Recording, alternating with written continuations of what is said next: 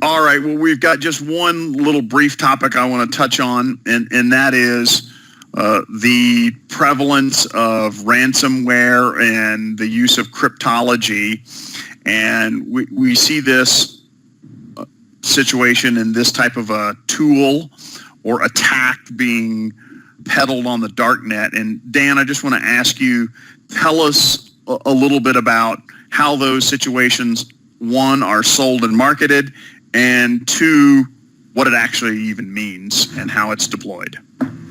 Well, I think there's two interesting parts to that. One, if you are a hacker or some sort of cyber criminal, the Darknet offers a plethora of places to go and procure the newest tools, some of which aren't even sold for any money. They're just trading amongst practitioners. And the second is for people that actually want to deploy these weapons against competitors or whoever they may want to peddle it against, which is being used really as crime as a service. So similar to kind of the SaaS model that everyone thinks about in software, but actually being able to hire a cyber criminal to deploy and use some kind of tool against a competitor or someone that they want to harm. And when you do the research, it's interesting because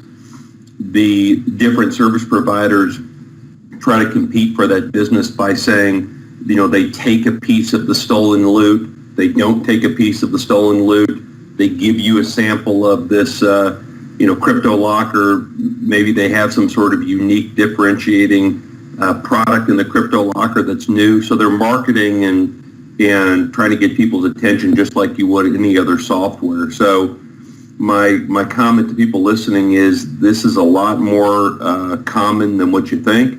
It's growing. It's growing at an exponential rate. And if you haven't been victim of it, you're going to be a victim. So some of the comments that Brett talks about, the preventative things that you can do, I would strongly advise that people do it. And in addition, keep extremely good backups of all of their current computers and operating systems so that they can restore in a lot quicker of a manner. So these are things that we have to be mindful of in today's world.